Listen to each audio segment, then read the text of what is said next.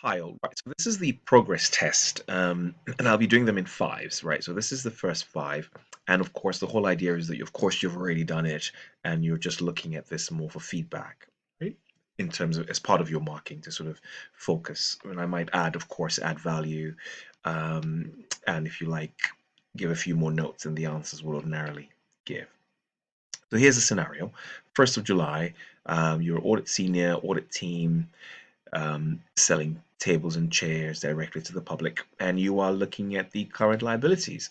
So as soon as you see that, I hope what rings, what screams out to you is statement of financial position. You're thinking of the financial assertions here. Financial assertions, probably the biggest and most important assertion is completeness, right? Because this is a liability. So what we are likely to see is an intention to understate, if you like, these balances. That's the first thing. And so therefore it means that in verifying these assertions, we are looking particularly at third-party external sources of evidence. We're not really looking at what they've put in the financial statements. We just can't trust that. We need to look at external information as much as we can to confirm what's going on there. Okay, anyway, so we now have three versions, if you like, of, or three types, not versions, three types of liabilities here to work with. They say that these people do what they do. They buy raw materials from six major suppliers. So when I saw this, I was thinking control issues. Okay, it's good. They have six major suppliers. I'm expecting to see these on the account in the standing data within the system. Okay, some ad hoc, any controls over that. Accruals. So with accruals, we know these are estimations, and we also have goods received, not invoiced.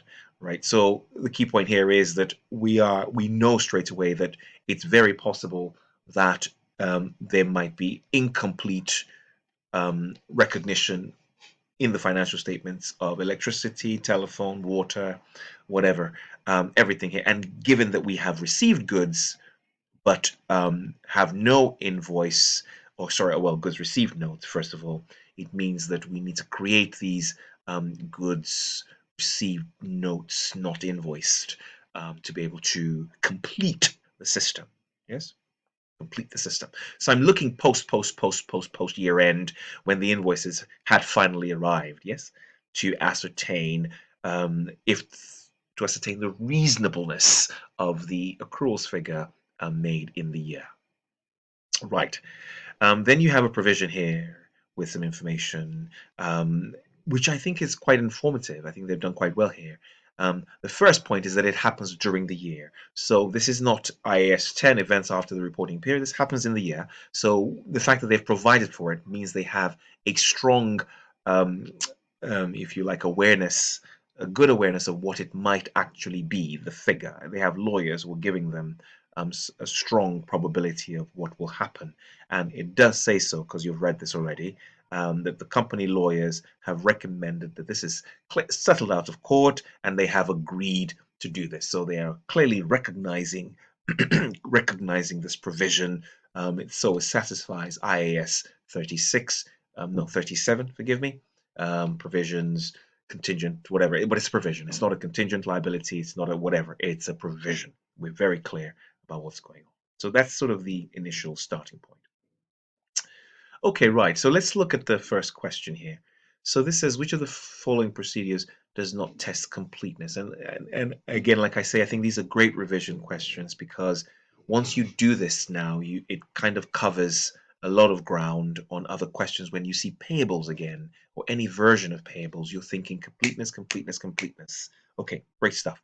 So again, like I say, we're looking at external evidence to confirm what's on the financial statements. Forgive me if it seems as though I'm repeating myself. That's really the point here.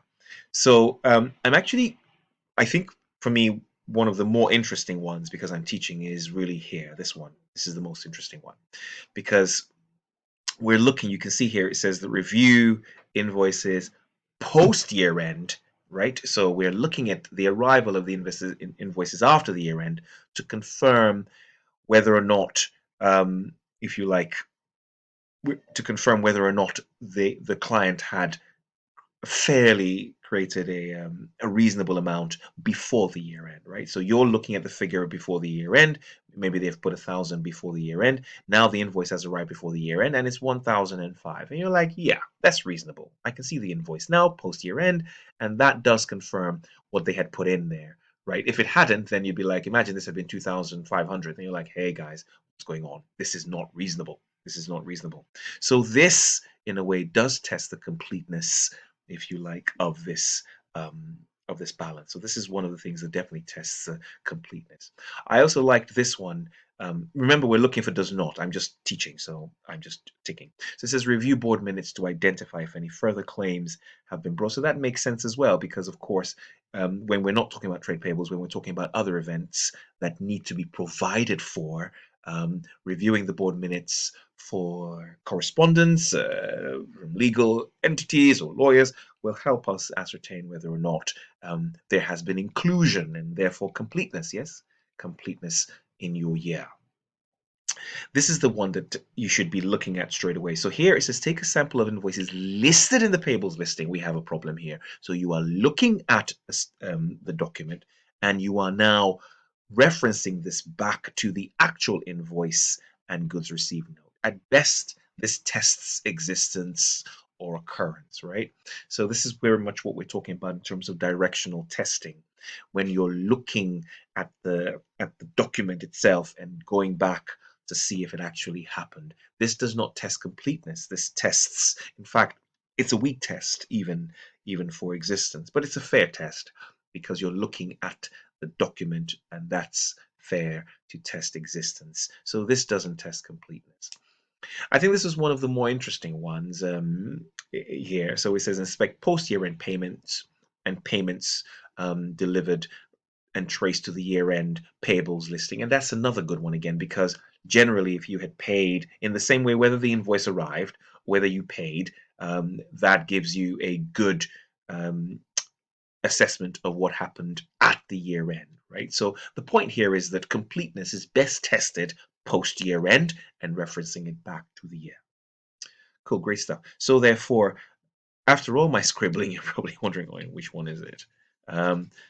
Coming here, testing all of that, it therefore means that the one here that is not a test of completeness is C, because C is really a test of existence.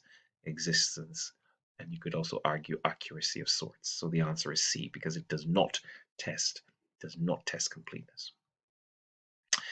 Right. In terms of, I think from here onwards, I think probably question one was the trickiest. Analytical procedures require us to be able to compare.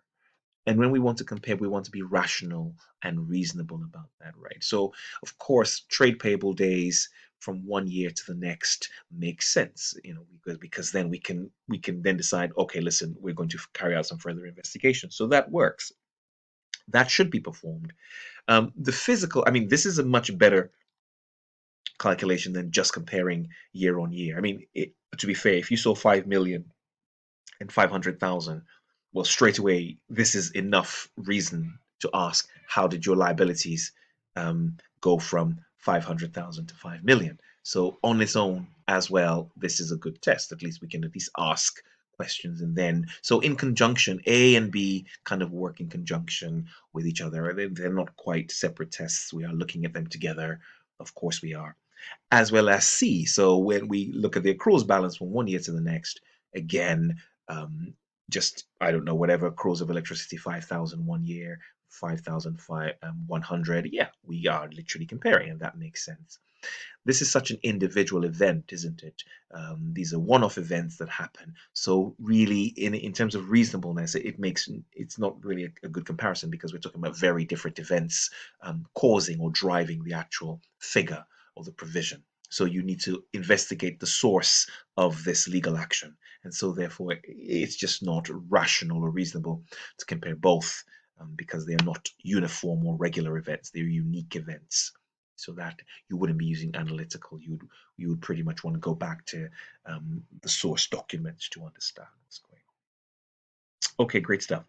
Provisions. This is really an assessment of your understanding of what is a provision, right? And the thing about is the idea that we're even saying a provision means that we are sure that we can get a reasonable figure on what is going on, that there is a reasonable chance that we will have an obligation, right? And we can find a figure for it, and it's happened in your year, and it's prudent to do so. I mean, we do provisions for depreciation, provision for doubtful debts, provision for warranties, right? So we know this is a provision. We're told you have agreed. So here's a contingent liability should be as the directors do not dispute well, whether or not they dispute the claim, they've agreed to pay it. That doesn't work. A provision should only be recognized when the claim is settled. No, it's the reverse. We recognize a provision early to satisfy prudence, and the audit opinion will need to be modified. In fact, no, and not at all. They have clearly highlighted what's going on. It's a provision. They'll be, by virtue of putting it in, notes will naturally appear as part of the representation of provision. You will have a note automatically, and so therefore, for presentation purposes, it is disclosed. A provision should be recognized as the claim is likely to be settled out of court. That's rational. So the answer there is B. Question 4. Which of the following should not be performed in respect of the legal claim? So again here, working to what I think is rational, it makes sense that you want to inspect the correspondence. So yes, you want to do that. Review the board minutes. Yes, you want to do that.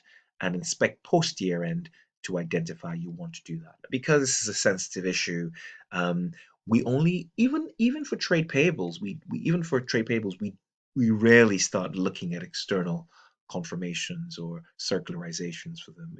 Theoretically, they can work, but we have for supplier statements which are perfect. I believe we see that, maybe we must have seen something like that earlier on. I think we see it in the next one. We can do that, but not really trying to call a client up and whether or not they'll be willing to accept. This is really a legal space, a legal discussion, and not our discussion. So we shouldn't be doing that. That's just none of our business. So really, this is what we would be doing: B, C, and D. Right, so which two of the following statements are true? This could have been tricky, but I think they helped you there. I think one of the most interesting ones for teaching is this: existence is not a key risk when testing payables. Payables, the issue here is one of understatement, right? And therefore the key issue is completeness. Completeness. That is the key risk. Just because I'm teaching it this way. So therefore this fails. We do test for existence, which I think was done earlier on. So this fails their way. So this is not true. It is not the key risk. The other thing that's not true and never true is that it says accruals are not usually tested in detail as they're usually material. This is just so untrue. Even with analytical procedures with accruals, it still makes sense to do some test of detail with accruals, even though primarily it is driven by analytical procedures. So this isn't true as well. This is a beautiful piece of work in terms of evidence, supplier statement reconciliations. They're great. They confirm in terms of rights and obligations and existence, they are brilliant. So that's good. And provisions are, yes, to a certain extent, subjective and a matter of management judgment. So this ticks the boxes. Maybe I think they're not as subjective as we think, but I have to accept it's the best two you're going to get. I would probably have argued that they weren't as subjective because we have some reference points, because we can get some numbers there from past experience, right? Because provisions for doubtful debts, provisions for warranties, we have past information that gives us, yes, yet subjective, but some structure and guidance as to what is reasonable. So your answer here is 1, and 2, because those are the ones that are true. Super. I do these in 5s, and so I'll see you in the next video when we do 6 to 10.